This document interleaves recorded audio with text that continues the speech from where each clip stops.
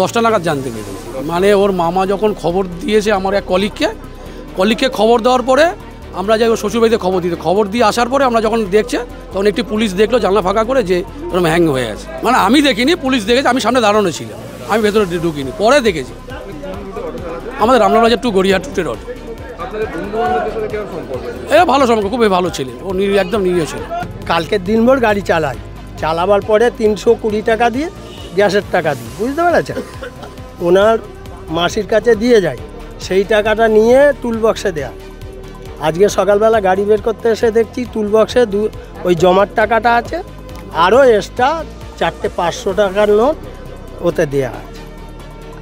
কি কেন দিয়েছে জানি, 2 দিন থাকবো না, চাবিটা তোমার কাছে রেখে দিও, আর বাড়ি দিয়ে এসে গাড়ি বের করো। পয়সা করি নেবো কিছু বলেনি? না, পয়সা কড়ির কথা কিছু বলে না। 3 বছর। কালকে কি কথা হয়েছে? কিচ্ছু কথা হয়নি, চা খাওয়া হয়েছে, চাবিটা দিয়েছে, এই পর্যন্ত। আমি গাড়ি নিয়ে চলে গেছে। মাঝে মাঝে যে কোথাও গেলে এই যেরকম পুরীতে গেছে চাবি দিয়ে চলে গেছে, আমি এসে বের করে চালিয়েছি। আমরা একসঙ্গেই গাড়ি চালাতাম, বন্ধু বান্ধব, একই সঙ্গে ঘুরতাম। ওরও গাড়ি একসময় আমি চালিয়েছি, তা খুবই ভালো ছেলে ছিল ও, কোনো সময় কোনো আমাদের সঙ্গে খারাপ বিভেদ, কিন্তু ওই মামার বাড়ি কিছু অশান্তির চাপে পড়ে হয়তো কোনো কারণের জন্য হয়তো হয়েছে, কিন্তু পারিবারিক অশান্তির জন্য। এমনি কোনো আমাদের সঙ্গে গাড়ি যখন সকালবেলা উঠে গাড়ি চালাতো নর্মাল, আমরা একসঙ্গে চা খেতাম, গল্প করতাম, সবই একসঙ্গেই ছিল। কিন্তু এই পারিবারিক অশান্তির জন্যই হয়তো আত্মহত্যাই করেছে, সুইসাইড হয়তো কোনো পারিবারিক ঘটনার জন্য। পারিবারিক ঘটনাটা তো ভেতরে আমরা অতটা ঢুকতে পারবো না, হয়তো যেটুকুনি বলতো আমাদের কাছে যে মামা খুব খারাপ ব্যবহার করতো আমাদের সঙ্গে, করতো।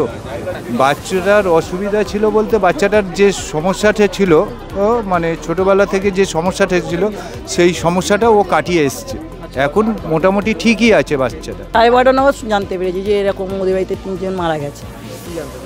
তখন বলে বাবু সোনা গলায় দড়ি দিয়েছে, এটাই আমরা জানতে পেরেছি। আমাদের প্রতিবেশীরা সব বলেছে আমাদেরকে।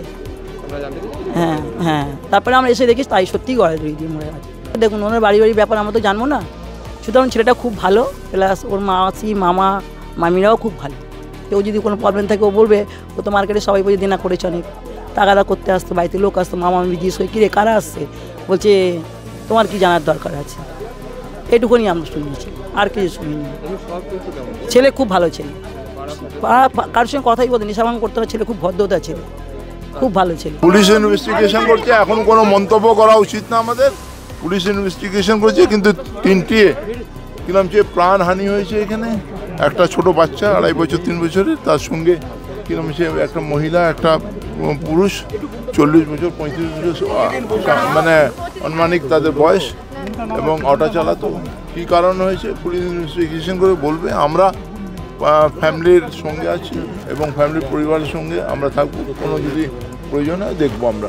কিন্তু এটা এখন পর্যন্ত যেটা পুলিশের সূত্র, অন্য সূত্র খবর পাওয়া যাচ্ছে, ইট ইজ পিওরলি কেন যে ফ্যামিলি ডিসপিউট হতে পারে, আর সুইসাইড কেস আছে।